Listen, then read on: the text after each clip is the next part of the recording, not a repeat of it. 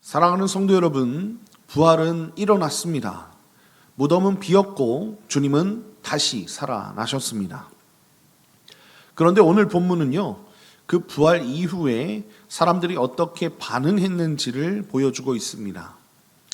같은 사건 앞에서 반응은 아주 극명하게 갈리고 있는 것입니다.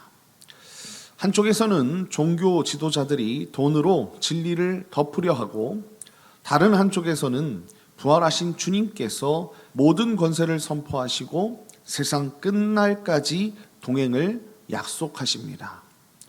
거짓은 어떻게 무너지며 부활의 진리는 어디까지 나아가는지 오늘 말씀을 통해 함께 묵상하고 은혜를 나누는 시간을 갖겠습니다. 부활의 아침 빈 무덤 앞에서 종교 지도자들은 그렇다면 어떻게 반응했는지, 첫 번째는 이것입니다. 첫 번째는 부활을 덮으려 했으나 오히려 빈 무덤을 증명했다는 것입니다. 11절부터 15절을 읽겠습니다. 여자들이 갈 때에 파수꾼 중 몇이 성내에 들어가 모든 된 일을 대제사장들에게 알리니 그들이 장로들과 함께 모여 의논하고 군인들에게 돈을 많이 주며 이르되 너희는 말하기를 그의 제자들이 밤에 와서 우리가 잘 때에 그를 도둑질하여 갔다 하라. 만일 이 말이 총독에게 들리면 우리가 권하여 너희로 근심하지 않게 하리라 하니 군인들이 돈을 받고 가르친 대로 하였으니 이 말이 오늘까지 유대인 가운데 두루 퍼지니라. 아멘. 마태는요 11절에서 흥미로운 대조를 보여주고 있습니다. 여인들은 부활의 기쁜 소식을 전하려고 달려가고 있는데, 같은 시각 경비병들은요 대제사장들에게 보고하러 성으로 들어가고 있습니다. 같은 빈 무덤을 목격했지만 한쪽은 기쁨으로 달려가고 한쪽은 두려움으로 보고하러 간 것입니다. 대제사장들의 반응은 아주 신속했습니다. 장로들과 함께 모여 의논하고 군인들에게 돈을 많이 주었다라고 오늘 말씀은 그렇게 기록하고 있습니다. 12절에서 보니까 돈을 많이라고 되어 있지 않습니까? 여기서 많이로 번역된 헬라어는요, 충분한, 적당한이라는 뜻을 갖고 있습니다. 그러니까 경비병들이 스스로 근무 태만을 자처하는 소문을 내야 했으니까 그 불이익과 그리고 수치를 상쇄하기 위해서 충분한 돈이 필요했던 것입니다. 유다를 매수했던 것도 돈이었고 경비병을 매수했던 것도 돈이었습니다. 종교 권력은 예수님의 죽음에도 돈을 썼고 부활을 감추는 것에도 돈을 쓰는 것을 볼 수 있습니다. 그런데 그들이 짜낸 거짓말 자체가 부활의 증거가 됩니다. 왜냐하면 여러분, 잠들어 있었다면 어떻게 제자들이 왔는지 알 수 있었겠습니까? 깨어 있었다면 훈련된 군인들이 왜 제자들을 막지 못했겠습니까? 오늘 15절 말씀은 결정적입니다. 이 말이 오늘날까지 유대인 가운데 두루 퍼지니라. 마태가 이 기록을 남겼다는 것은요, 당시 유대인들 사이에 시신 도난설이 떠돌고 있었다는 뜻입니다. 그 소문 자체가 무덤이 비어 있었다는 사실을 반증한다는 것입니다. 만약 시신이 무덤에 있었다면 대제사장들은요, 시신을 꺼내어 보여주기만 하면 그만이었다는 거예요. 거짓말을 만들어야 했다는 사실 자체가 부활이 실제로 일어났음을 역설적으로 증명하는 것 아니겠습니까? 사랑하는 성도 여러분, 세상은 지금도 부활을 부정합니다. 과학의 이름으로, 이성의 이름으로, 때로는 돈과 권력의 힘으로 복음의 진리를 덮으려고 한다는 것입니다. 그러나 2000년이 지난 오늘 대제사장들의 거짓말은 역사의 각주로 남았고 부활의 복음은 땅끝까지 전파되고 있는 줄 믿습니다. 혹시 직장에서, 학교에서, 이웃 가운데 부활이 말이 되느냐라는 조롱 앞에 위축되고 있습니까? 두려워하지 마십시오. 거짓은 돈과 권력으로 유지해야 하지만 진리는 스스로 증명되는 줄 믿습니다. 우리가 붙들고 있는 이 복음은 어떤 세력도 무너뜨릴 수 없는 하나님의 진리라는 것을 저와 여러분이 굳게 믿고 이 은혜 안에, 이 진리 안에 살아가시길 예수님의 이름으로 축원드립니다. 자, 그렇다면 부활을 덮으려는 그 거짓 너머에 부활하신 주님을 만난 제자들의 모습은 어떠했는가라는 것입니다. 자, 두 번째는 이것입니다. 두 번째는요, 의심하는 자들 가운데서도 경배를 받으시며 먼저 다가오셨다는 것입니다. 자, 16절부터 17절을 보면 이렇게 말씀하고 있습니다. 11 제자가 갈릴리에 가서 예수께서 지시하신 산에 이르러 예수를 배웁고 경배하나 아직도 의심하는 사람들이 있더라라고 말씀하고 있습니다. 12이 아니라 11 제자입니다. 유다의 빈자리가 그대로 남아있는 것을 볼 수 있지요. 배신과 죽음의 흔적이 지워지지 않은 채 이 부서진 공동체가 갈릴리에서 함께 모여 있습니다. 여러분, 갈릴리는 예수님이 제자들을 처음 부르시고 하나님 나라의 복음을 가르치신 곳입니다. 주님은 예루살렘의 화려한 성전이 아니라 처음 부르셨던 바로 그 자리로 제자들을 부르시는 것을 볼 수 있습니다. 17절의 장면이 아주 인상적인데요. 예수를 배웠고 경배하나 아직도 의심하는 사람들이 있더라라고 말씀하고 있지 않습니까? 여러분, 원문을 보면 11명이 경배를 했고요. 그 경배한 11명 가운데 일부가 의심했다라는 뜻으로 쓰여져 있습니다. 여러분, 의심하다라는 단어는 둘로 갈라지다라는 뜻으로 되어 있는데 결정을 내리지 못하고 주저하는 상태를 그렇게 가리킵니다. 같은 단어가요, 마태복음 14장 31절에도 나오는데 여러분 기억하시지요? 베드로가 물 위를 걷다가 바람을 보고 빠져들 때 예수님께서 왜 의심하였느냐라고 하신 바로 그 단어가 같이 쓰여져 있다는 것입니다. 경배와 의심이 동시에 존재했다는 거예요. 이것이 부활 직후 제자들의 솔직한 모습이었습니다. 그런데 주님의 반응을 한번 주목해 보십시오. 예수님은 의심하는 자들을 꾸짖지 않으셨습니다. 내쫓지도 않으셨습니다. 18절을 보면 오히려 예수께서 나와 말씀하여 라고 기록하고 있어요. 주님이 먼저 그들에게 다가가신 것입니다. 사랑하는 성도 여러분, 이것이 은혜인 줄 믿습니다. 우리의 믿음이 완전해서 주님께 나아가는 것이 아니에요. 주님이 먼저 우리에게 나아오시기 때문에 우리의 의심이 경배로 바뀌는 줄 믿습니다. 혹시 오늘 이 자리에 의심과 함께 앉아 계신 분이 계십니까?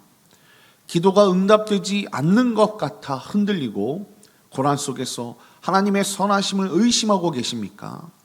여러분, 괜찮습니다. 주님은 완벽한 믿음의 사람을 찾으시는 것이 아니에요. 의심하면서도 그 자리에 나온 우리를 주님께서는 이미 품고 계시는 줄 믿습니다. 경배와 의심 사이, 바로 그 자리에서 주님이 먼저 나오셔서 우리에게 다가와 말씀해 주실 줄 믿습니다. 이 은혜가 저와 여러분에게 가득 넘치길 예수님의 이름으로 간절히 축원드립니다. 자, 그렇다면 의심하는 제자들에게 다가오신 주님은 무엇을 선언하셨습니까? 자, 세 번째는 이것입니다. 세 번째는요, 사명을 주시고 세상 끝날까지 함께 하시겠다고 약속하시는 것을 볼 수 있습니다. 18절부터 20절을 읽겠습니다. 예수께서 나와 말씀하여 이르시되 하늘과 땅의 모든 권세를 내게 주셨으니 그러므로 너희는 가서 모든 민족을 제자로 삼아 아버지와 아들과 성령의 이름으로 세례를 베풀고 내가 너희에게 분부한 모든 것을 가르쳐 지키게 하라. 볼지어다 내가 세상 끝날까지 너희와 항상 함께 있으리라 하시니라. 아멘. 하늘과 땅의 모든 권세를 내게 주셨으니 라고 말씀하고 있어요. 여기서 이 모든이라는 단어가 있는데요, 여러분, 이 모든이라는 단어는 아주 중요합니다. 왜냐하면 이 모든은 예외가 없다라는 뜻을 갖고 있기 때문에 그렇습니다. 하늘의 권세, 땅의 권세, 그리고 죽음의 권세, 이 세상의 그 어떤 권세도 부활하신 그리스도 아래에 있다는 거예요. 하늘과 땅의 모든 권세를 예수 그리스도께 주셨다는 것입니다. 여러분, 이 말씀은요, 다니엘 7장 13절부터 14절을 떠올리게 합니다. 인자 같은 이가 옛적부터 계신 하나님 앞에 나아가 권세와 영광과 나라를 받으셨다라고 말씀하고 있지 않습니까? 하나님은 인자이신 예수님께서 우주를 통치하시고 심판하는 모든 권세를 주심으로써 그의 사역과 죽음과 부활이 옳은 길이었음을 인정하신 것입니다. 19절에 그러므로라는 이 말씀이 결정적입니다. 모든 권세가 내게 있으니 그러므로 너희는 가라라고 말씀하고 있지 않습니까? 여러분, 명령의 근거가요, 제자들의 준비 상태가 아니라요, 그리스도의 권세에 있음을 보여주는 단어입니다. 우리가 준비돼서 가는 것이 아니라는 것입니다. 권세를 의지하는 거예요. 오늘 원문을 보면요, 핵심 명령은 제자로 삼으라라는 말씀입니다. 그리고 가서 세례를 주며 가르치며라는 이 명령을 하십니다. 이것은 제자 삼는 사역을 수행하는 방법을 뜻합니다. 특히 세례 주며와 가르치며는요, 현재 분사로 되어 있는데 지속적이고 반복적인 행위를 강조하는 단어입니다. 제자를 세우는 것은요, 일시적인 사건이 아니라 세례를 베풀고 주님의 말씀을 가르쳐 지키게 하는 끊임없는 과정이라는 것을 우리는 이 단어를 통해서 알 수 있습니다. 그리고 이 명령의 보증이 20절에서 선언이 되는데요, 볼지어다 내가 세상 끝날까지 너희와 항상 함께 있으리라 라고 말씀하고 있다는 것입니다. 여러분, 마태복음은 임마누엘이라 라고 1장 23절로부터 시작해서 28장 20절에 너희와 항상 함께 있으리라 라고 끝납니다. 수미 상관 구조입니다. 처음과 끝이 같다는 거예요. 임마누엘이라 하리라 라는 뜻은 무엇입니까? 하나님이 우리와 함께 하신다라는 것 아닙니까? 끝날 때에도, 마태복음 28장 20절에 끝날 때에도 너희와 항상 함께 있으리라 라고 분명히 우리 예수님께서 말씀하시는 것입니다.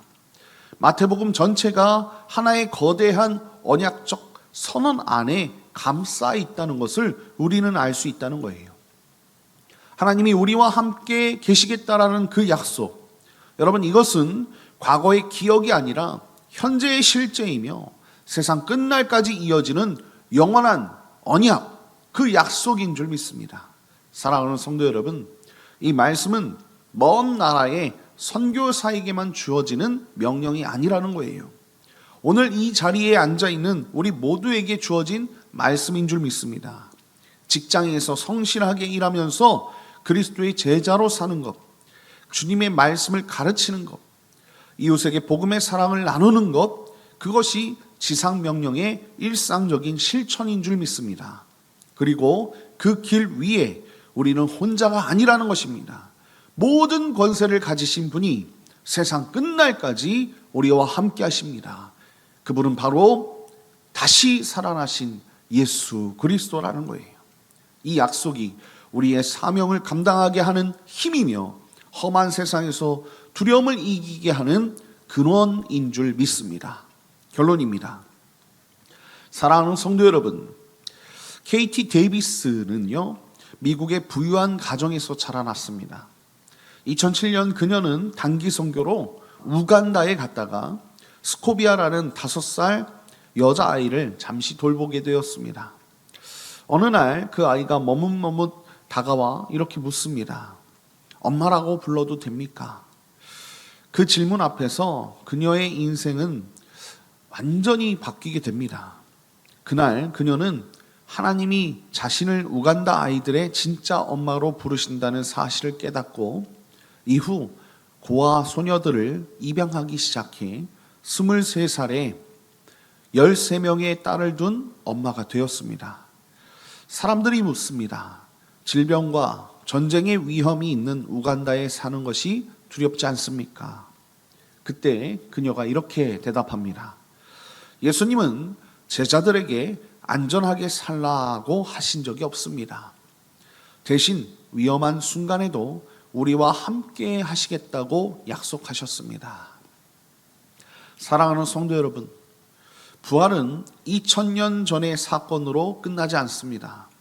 부활하신 주님은 지금 이 순간에도 우리와 함께 계시며 가서 제자 삼으라라고 말씀하고 계십니다. 그리고 볼지어다 내가 세상 끝날까지 너희와 항상 함께 있으리라라고 분명히 말씀하신다는 거예요. 거짓은 돈과 권력으로 유지해야 하지만 결국에는 무너지게 됩니다. 진리는 스스로 증명하며 땅끝까지 나아가는 줄 믿습니다. 그리고 그 길 위에 임마누엘의 주님이 항상 우리와 함께 하신다는 거예요. 여러분, 오늘도 이 약속을 붙들고 주님이 보내시는 그 자리로 나아가시는 저와 여러분 다 되시길 예수님의 이름으로 간절히 축원드립니다.